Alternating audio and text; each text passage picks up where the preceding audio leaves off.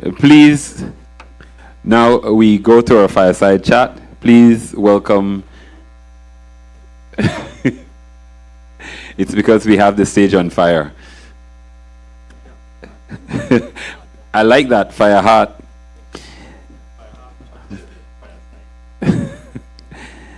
Honorable Anthony Mahler and Ambassador Murphy. Please give them a round of applause.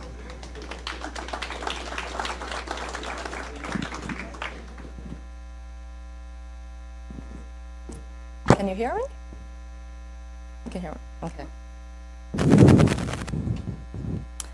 So, hello. Hello, Minister, how are you? Good enough. Good enough, okay. Good afternoon, everybody. Good afternoon. For just having an understanding of who we are, Beauty and the Beast, right? Oh. So you could refer to us as that now. Before we return to the fairy tale, can I ask if you're in the back of the room? And we I have don't want to call your name Minister Ferguson, but if you're in the back of the room, the sound really carries from the back straight to the front. So if you're having a sidebar conversation, we ask that you just exit the room. No disrespect, but we do want to hear the panel. So thank you. I'm sorry to call your name Minister Ferguson. Beast.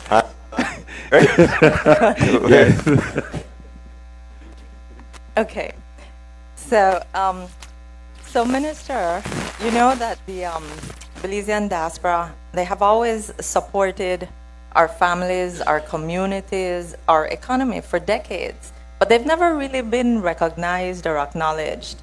But with this administration, that changed. The Diaspora Relations Unit was created, a unit that falls under the Ministry of Tourism, Youth, Sports, and Diaspora Relations.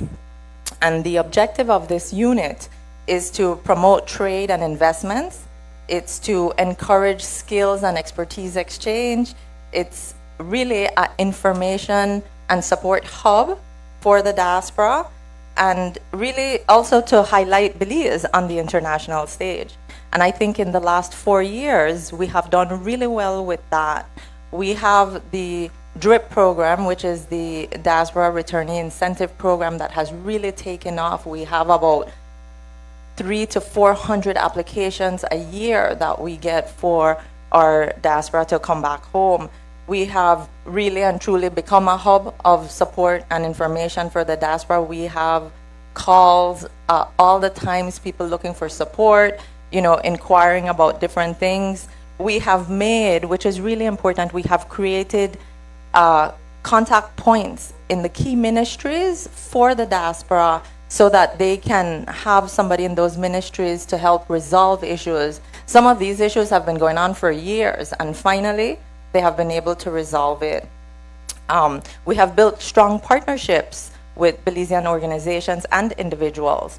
But one of the really interesting things is that we have extremely generous people in our diaspora. With the Diaspora Relations Unit, in collaboration with Build Belize Inc., a nonprofit organization, we have been able to bring home close to $7 million in in-kind donations. And this is all through our diaspora. They're not only generous, but extremely talented.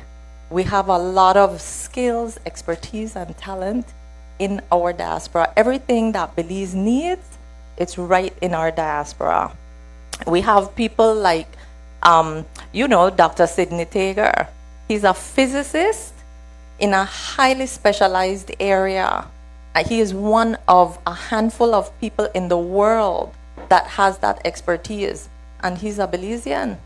We have Cara Young.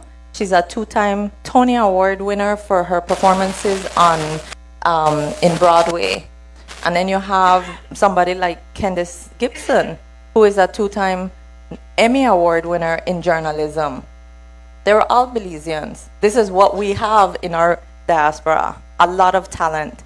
How can we channel that talent into our economy? What are the opportunities that are available for our diaspora? First saying that when 4.5 years ago, when the Prime Minister called me into his office and said that he wanted me to be the Minister of Tourism and Diaspora Relations, I said, Prime Minister, you really don't like me, Joe? Tourism was zero, and I didn't know what the hell diaspora was. But then when he started to explain, and I started to drill down into information that we had, I said, yeah, we could do something with this from a tourism standpoint, from an investment standpoint in the country. So they say we have the same amount of people living all around the world that we have living in Belize. So we'll say about 420,000. I read an article once, and this economist was breaking down superpowers and looking at China, America, the diaspora from those countries. Like, for example, you have maybe 1.4 billion Chinese. You have 650 million Chinese living all around the world. And they are engineers, they are business owners, they are teachers, they're immersed in the communities that they are, and that gives them a power. So for us, the diaspora, especially after COVID, has been a tremendous, tremendous support for us. So I'll just talk about remittances a little bit, and to put things into perspective. Before COVID, the diaspora was sending back somewhere about $90 million a year, maybe $100 million. To official, no, I'm not talking about barrels and envelopes and send money with your friend and your cousin and all of that. I'm talking to the official sources. Fast forward a few years out of COVID, that same number is now going towards $300 million. And so they play a crucial role, which when you look at it, it's almost 4 or 5% of GDP. So they play a crucial role in just sending back money. Now, when you look across the length and breadth of Belize, you will see that many of the developments are being done by Belizeans. Many of them are being done by diaspora, people from the diaspora. So the improvement of the economy over the last few years, you can attribute that to tourism, agriculture, investments from the diaspora, and other investments from all across the world. But the diaspora is playing and will continue to play a crucial role in the development of Belize. And so you're right. When and we've traveled extensively throughout the United States and England, talking to the diaspora. We will be in Mexico in October. We heard the same thing over and over, that yes, they send back all this money. Yes, they are skilled people. Yes, they have investments in Belize. They have second homes, or those who are getting ready to retire and living in cold spaces want to come back home to the warmth. But they didn't not ever feel that they got the respect from any government or from within Belize. And so I think the establishment of the diaspora unit has played a crucial role in creating that conduit between Belize and Belizeans abroad who still have their naval strings connected to Belize. We're giving that level of respect. We continue to dialogue with them on a daily basis. We provide services for them when they want to come back home to live or to invest. And we'll continue to grow, and we'll continue to do more with them. I think they're a crucial part in our development. Like you said, there are many skilled people all across the world, and they have something to give back to Belize, especially the ones who believe that they are directly connected. Because you have first generation, second generation, third generation, and the list goes down, 7th generation Belizeans living all across the country, all across the world. Can you hear me? Yeah. So what do you think, what opportunities are available for those people wanting to come back home, or just if somebody wants to invest, maybe more specifically in tourism or sports? I know you have been doing a lot of work in sports, there's a lot of restructuring that's been happening for youth and sports. So maybe specifically to that, what is it? What do you say, or what do you think would be a investment that someone could? Well, the John Briceño government has signaled to the world that we're open for business. Minister Fonseca is here. He's the Minister of Trade, and he's going all across the world explaining that we're open for business, having bilateral discussions with other countries. But in terms of the diaspora coming in, it's just like any other investor. There are so many opportunities in Belize. Belize is almost like still a blank slate, a green field where we can attract many different types of businesses. From a tourism perspective, real estate is another one. So I've had this discussion. I think I saw Hugo and other real estate agents here. Over the last, I would say, 30 years or so, we've had a real estate boom, and then you would attach tourism to it. So if you look at all the major developments there, condos and stuff like that, that people come buy the property, and then you have a property management group that would come in and then manage it as a hotel, just to say. You have that type of opportunity there. There are traditional hotels that can be built with traditional rooms. You have restaurant, bars. If you listen to Adam Stewart from Sandals just a while ago, they employ just that one brand with Sandals and Beaches. They employ 20,000 people. Our entire tourism industry employs about 27,000 people. And so there are so much opportunities, sports, agriculture, the BPO sector. I think our next big direction that we should seriously look on is, because of our strategic location, we should be talking more about logistics.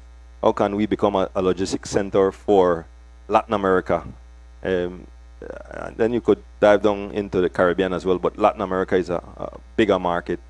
And that would go akin with the investment that we're discussing at the Port of Belize. How do we modernize the infrastructure? So we have people in diaspora that are engineers, doctors, all of them, that have done well for themselves. And that is why we're here, to have that discussion with them, to entice them to come back home, to ensure that Belize gets safer by the day, that the infrastructure improves, that the quality of employees that they have get better. So what would you say is first steps for somebody who wants to invest? If maybe we have somebody here today who's thinking about investing, what would be first steps? Well, I mean, I would say firstly to either contact BELTRAIDE or the diaspora unit. Absolutely, and then we would put them to the right person, and that there are many areas for investment opportunity. Energy is another one. Renewable energy specifically. How do we improve on that? We still get, I think, about 55% of our energy from Mexico. So renewable energy is important as well. So the BELTRAIDE is the hub. You have foreign trade is there as well, right? And that is trying to create new markets for us. But you have the expertise there. And one thing when I was listening to Mr. Stewart upstairs is that we've worked tirelessly over the last 4.5, 5 years to improve the ease of doing business. If you just Google the World Bank's report on ease of doing business and see where we rank and where we're going. Now, that has to improve significantly still. Basic things like the rule of law. We're a good democracy in this region. So these things are what people look at initially. And then, I mean, red tape has to be cut down. In many instances, we have too much red tape still, but we're improving on those things. So what, well, just to add, I know with BELTRAIDE, I was talking to the executive director, and he was telling me that, you know, you have different programs in place for when you want to start a business. So you can come to BELTRAIDE with an idea, and they will help you to develop that idea and come up with a business plan. Or you could go to BELTRAIDE already with your idea, with your business plan, and then they will help you with the next steps. So there are different programs in place that you can use depending on what your investment is, which I thought was extremely helpful because, you know, every investment is going to be different. So there are different ways of looking at different investments, and they're there to support you with that. What measures have been implemented to build investor confidence and provide assurances for that, you know, that your investment is secure? Like I said, the ease of doing business, the rule of law, all these things play a crucial role in signaling to investors that we're open for business, that your investment will be safe. And so as long as we continue on this path, that we have the checks and balances in place for them, that they can repatriate their profits or their money whenever they want to. Yeah. All these things have to be put in place, that we're a safe jurisdiction and we're getting safer by the day, that we have good healthcare system. All of these things attract investors to come in, and especially people from the diaspora. Yeah. They have, many of them have become used to first world infrastructure, and now they have to come back and help build up what we are already doing here in Belize. But I know, Minister, also you have done quite a bit through tourism, where in terms of safety, for example, for our tourists, you know, we have tourism police. I know you've worked on polyclinics, you know, ensuring that we have more polyclinics, so that for not only just for our people at home, but for our diaspora, but also for our tourists. So it's a constant, you know, work in progress. You know, well, the farmer Compol is here, and so he used to call me regularly for all sorts of stuff, and we work well together. So security is very important. Like the Prime Minister told us in cabinet, Bukele said that if you don't have peace, you can't have prosperity. And so as we get to become safer as a country, then I'm sure that we will see a marked improvement in the growth in our economy. Yeah, absolutely. And what about specifically with the diaspora? There is this issue with trust. You know, how do you think, what is it that the government, how is the government addressing this issue?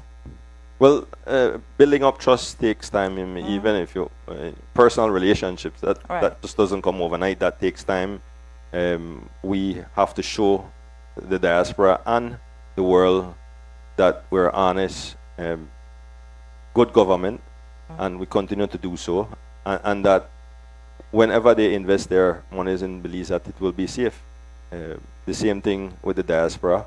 You know, until we build Belize 501c3 from in the United States, people were hesitant to give donations to Belize, but we put together a credible board with honest people, with people who have the country at heart, and 3.5, 4 years later, we've gotten $7 million in medical supplies, school supplies, laptops, and the list goes on.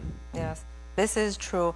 I think, you know, staying transparent and being accountable for what's going on really helps to build that trust.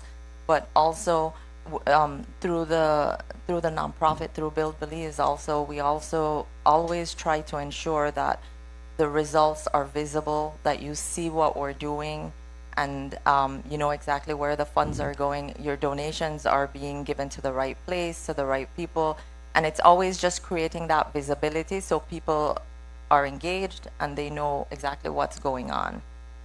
And I think we've been pretty successful with that, but it is an ongoing process, right? The trust component. And I know also in terms of investments, you have certain investors that are one-time contributors. How do we turn those into long-term, you know, partnerships or long-term investments? Well, that goes back to the same trust issue and confidence in what we're doing. If people see that the things that they donate or want to invest in are done in the right way, I think that's how you build that type of partnership that has longevity. Yeah. So the public-private partnerships. That's an opportunity as well. Yes. Like I said, there are so many aspects in our economy that we can do those things as well. PPPs, right? Right. And I think, you know, it's interesting we're talking about investments and the diaspora. We've had a problem with brain drain, and this is the way to have, you know, having the investments coming back home is brain gain. And so it's, you know, it's reversal of what how we started out. So it's going in a positive direction. So I think that's pretty I really have a different perspective on the brain drain issue. I think when Belizeans, people who go to study in the United States or elsewhere in the world, go out there and get the level of expertise and are willing to come back after some years, that will help aid in our growth and development. Just like people said, I was crazy to say and go after cruise lines to hire Belizeans, but what that does is prepare them for when they come back home. So if they could survive on a cruise ship, locked up, and serving thousands of people in short periods of time, they would be prepared in coming back home and immerse themselves in our tourism industry and provide a higher level of service. interesting perspective. Well, I think that's it. Any last words, anything you would like to put out there for the diaspora? Just thanks for coming out listening. I think this investment summit is crucial as we move forward. Like I said, it's important for us to signal to the world, or continue to signal to the world, that we're serious about attracting investments in the country, whether it's from the diaspora or elsewhere. There's so much money out there. We just have to go after it. We have to organize ourselves. We have to remove our own blinders and our own level of mediocrity that we operate on at times in this country, and go hard, because like many of the speakers have said before, that there are so many countries out there after the same thing. They want a better quality of life for their people, and people who have made, for example, Belize home. So we have truly been blessed with wealth untold. And I have asked this question in many of my travels, during many of my travels. Show me a piece of real estate that is the size of Belize, that has the largest living barrier reef, 3 of the 4 atolls, the blue hole, and so many offshore islands, the diversity of our people living in harmony, the longest underground cave system in Central America, mountains, rivers, and the history of the Maya. You can't tell me one. Some have said Vietnam, but they tend to be Asian in culture. We are very, very diverse. So we are special, and we have to understand that you can't continue to throw garbage on the street, and that's a pet peeve of mine. You can't urinate in public places. You can't catcall your visitors on Kikaka, and that has become and gotten a reputation, and that you can't have any of those things if you truly want to compete at the highest level. Now, if you want to stay for your growth to be stunted, then we have to continue with our education campaigns, the improvement in our education system, the modernization of all these things, retooling our people. Still far too many people have not graduated out of high school, so we have to retool them.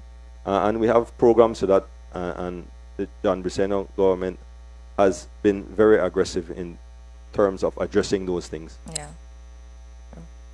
Well, thank you very much. Our time's up. Thank you.